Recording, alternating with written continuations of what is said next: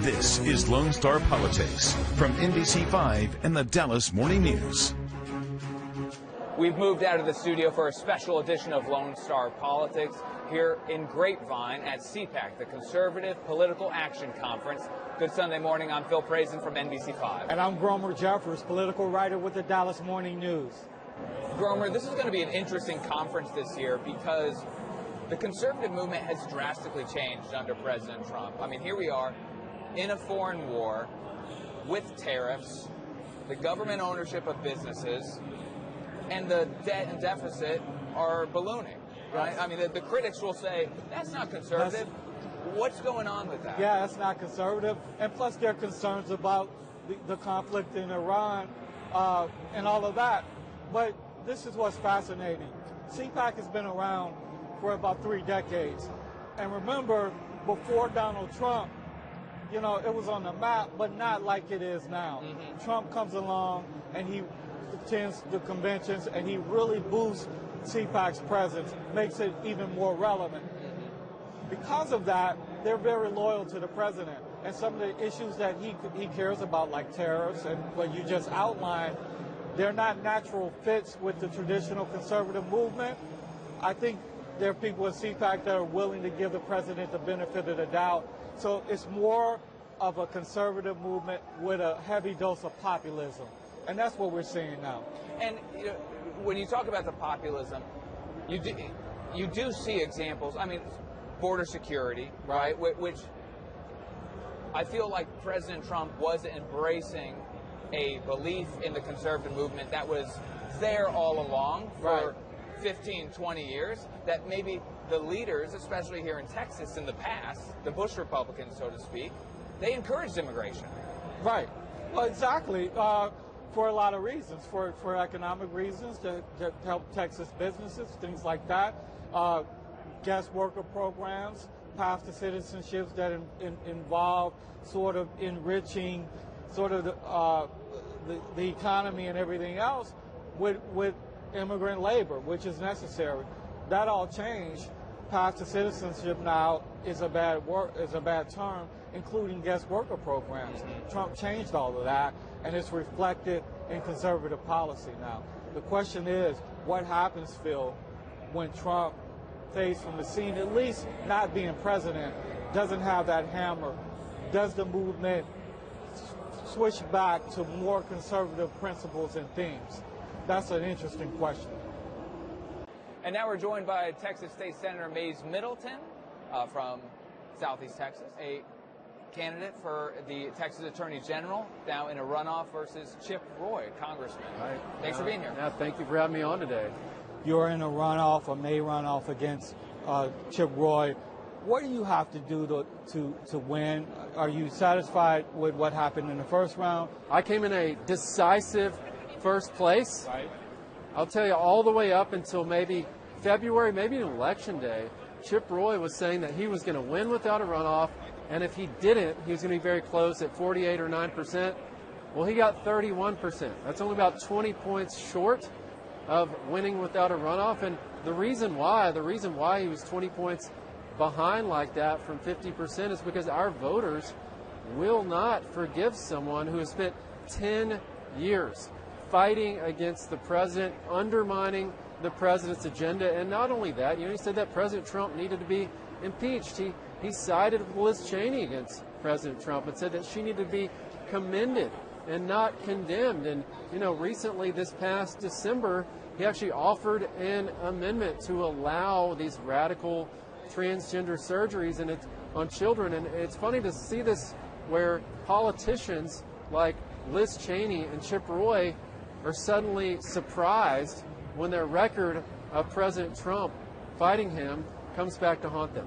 What do you think of the criticism he makes of you for, I'm paraphrasing here, but he has called you somewhat like a rich kid with no experience? What do you think of that argument from him? The number one thing that must be done in the AG's office is defeat the left. And I have the experience doing exactly that. I mean, this is a show me, don't tell me business, right? I mean, I took on the left's radical gender ideology, won, passed the Save Women's Sports Law, the women's privacy law that kicks perverted men out of women's private spaces, defeated the atheists, got prayer and the Ten Commandments back into our schools, also took on our foreign adversaries, stopped China from buying our land, and designated cartels as terrorists, and fighting Islamification and Sharia law. This is about proven conservative results, and this is an executive level position, right? District attorneys, prosecutors, that's in the judicial branch. The AG is in the executive branch, 4,000 employees, 750 attorneys. I'm the only one that has the experience, not just defeating the left, but signing the front of a paycheck and knowing where the buck stops. Now, the AG's office has some traditional roles, making sure child support payments are made and all of that. What does defeating the left look like, though? How does that work in your Attorney General's office? I mean, what I'm already doing, and look, the Ten Commandments example is a good one. Right now, that's challenged, and it's before the Fifth Circuit in New Orleans. The Louisiana Solicitor General and the Texas Solicitor General are arguing the case here a few weeks ago, and that's exactly it right there, where they're saying, the left is saying that it's harmful to display the Ten Commandments in classrooms. And I ask, what's harmful? Don't lie, don't cheat, don't steal, honor thy mother, thy father, don't murder. I mean, these are common sense things that kids need to learn. And then you have politicians on the left, like James Tallarico, who made it his primary goal to defeat that law. He did not. He failed. Right? So what have I done to respond to that? I donated Ten Commandments posters to the schools in his district in his honor. Are you concerned at all about turnout in May, getting your supporters back out to the polls? That's always a challenge in a runoff, especially in a month like May. Typically, turnout is less in a runoff. It is only the most ultra MAGA, right? Ultra conservative primary voters come out. So you said MAGA, so that ultra MAGA, MAGA Mays, right? You've seen the commercials. I got a hat for you if you want it. Before you finish your thought, what made you use that name, MAGA Mays? Is that something your campaign came up with? I'm 100% pro-Trump, right? President Trump called me a conservative champion, a MAGA champion. He said my conservative record is second to none. And, from day one, I've said I'll use every resource and tool to back up the president, back up his fight to secure our border, to deport illegal immigrants. The list goes on. And look, I am the MAGA candidate in this race. Aaron Reitz, who was my opponent in the primary, right? A lot of MAGA supporters behind him, and he endorsed me. He went all in. He said the reason why is we got to have an AG that backs up the president. We got to have an AG that will fight the left, and we got to have an AG that will win. And Mays has done all three of those things, so I'm grateful to have Aaron Reitz's endorsement here in this runoff. Are you concerned at all about any headwinds the Republicans may face nationally that could impact Texas? We saw what happened here in Tarrant County with Senate District 9, right? It was a long time, 40, 50-year Republican state Senate seat that flipped to the Democrats. We've got to be vigilant. That's what we talked about here today at CPAC. We need our Republican voters to turn out this November. And I have the experience winning these tough races. I got elected to a Texas House seat that was drawn for a Democrat, Craig Island, right? He represented it for a long time. And they said, oh, Mays is too conservative. He can't win. I won by 56% of the vote. And then in 2020, presidential year, those are typically tougher years. I grew that margin to over 60%. I have the experience winning these tough races.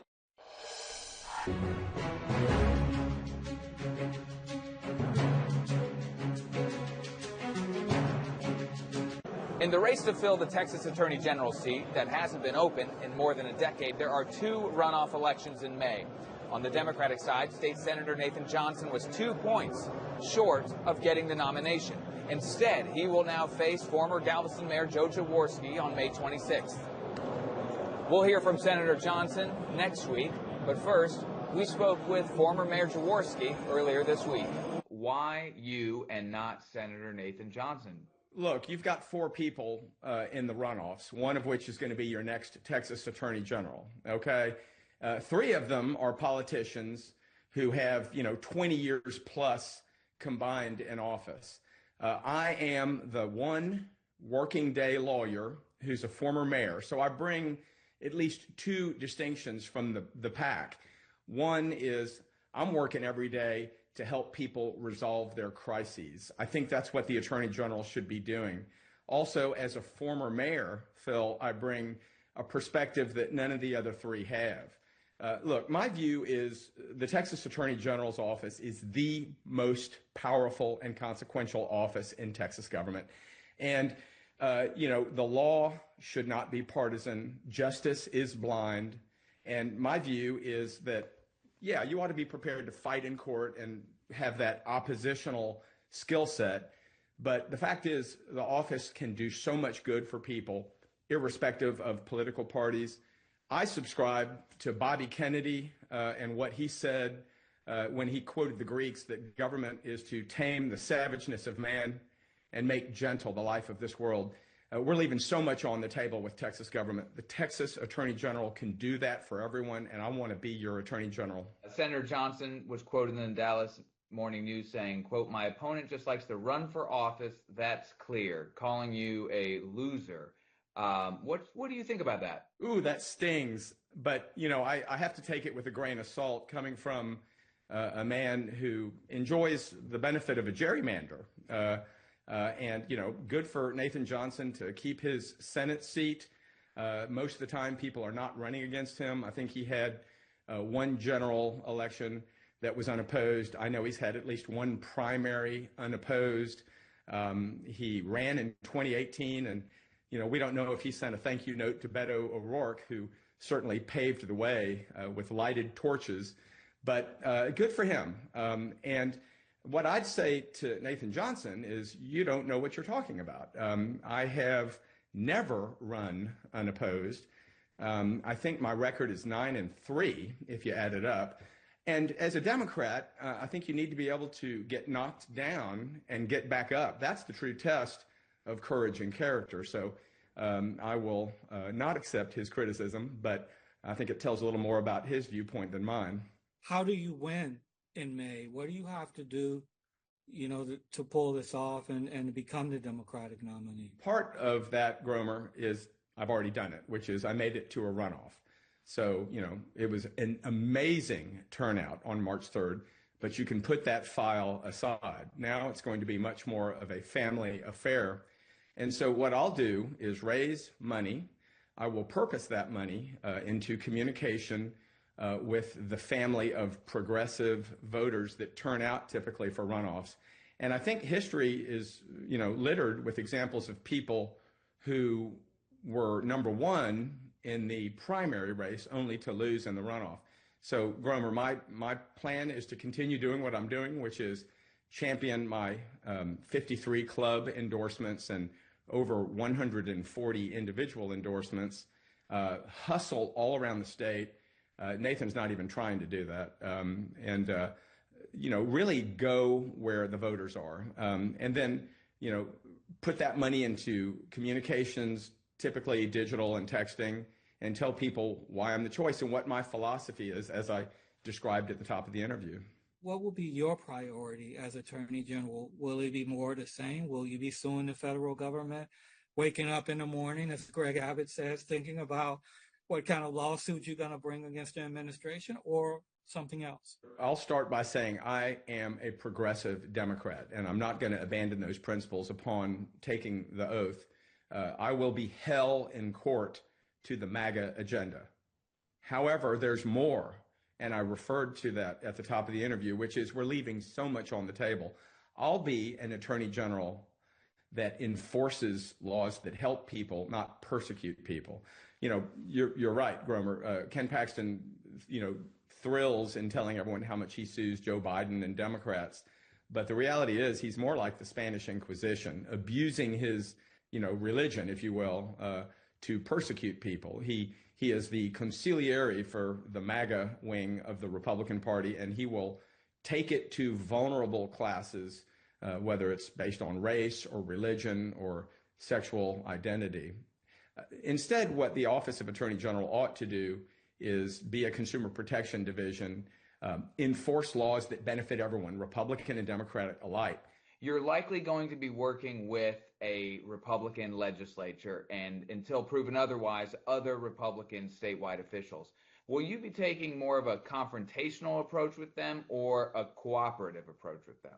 You know, first off, Phil, I would say Taylor Remit's election, I know it was a special election, but it certainly speaks well, and we see nationwide Democrats performing historically. So I would like to think there is every opportunity to have a Democratic majority House and Senate, and also some statewides. But let's use your hypothetical. I'm a fair person. You know, I learned that being a lawyer for 35 years. People don't like jerks, you know. And as a mayor, certainly in a nonpartisan or, you know, all partisan situation, you have to take people where they are. As Attorney General, I don't see any reason to depart from that. But, you know, if you draw blood first, then you'll get a response. The winner of the Democratic runoff will face the winner of the GOP runoff between State Senator Mays Middleton and U.S. Representative Chip Roy in the primary. They were separated by just 8 points. Time for a quick break. Up next, your political updates, including what brought U.S. Transportation Secretary Sean Duffy to North Texas. That coming up next on Lone Star Politics. U.S. Secretary of Transportation Sean Duffy came to North Texas this week to look at new improvements to DFW Airport. Specifically, tens of millions of dollars worth of upgrades to an aging air traffic control system. NBC5's Katie Blakey talked exclusively with Secretary Duffy about the impact on those traveling through DFW Airport. So we use technology in a system that is very safe, but it's technology from 20, 30, sometimes 40 years ago. And so to bring in that new technology, I think is easier on controllers, but also a more resilient system, which means flying is safer. Is there more that needs to be done? What challenges do you still see in the system? So I got $12.5 billion that helps me rebuild the infrastructure around aviation, but we need new software. Software is really how we manage the airspace. There's a lot of delays and a lot of cancellations, and sometimes that's weather, but sometimes that's how we manage the airspace. This new technology will allow us the ability to manage it way more efficiently. You can hear more from Katie's interview with Secretary Duffy online at nbcdfw.com. New state rules that ban natural smokable hemp products and increases licensing fees go into effect this Tuesday, March 31st. Among the changes is a reduction in the amount of total THC in products to 0.3%. Governor Greg Abbott vetoed the Texas legislature-approved ban before asking the Texas Alcoholic Beverage Commission and the Department of State Health Services to increase regulations on the industry. And so, Gromer, there was a huge battle during the legislative session from Lieutenant Governor Dan Patrick wanted an outright ban. It's not allowed. Governor Abbott vetoed that, and now there's just new rules and regulations. Is this the end of the story? That's up to Lieutenant Governor, Dan Patrick. I suspect that we may roll into the next legislative session, and he will be back for more. This is an issue he's been passionate about. You saw some of the news conferences. I don't think it's something that he's just going to let go.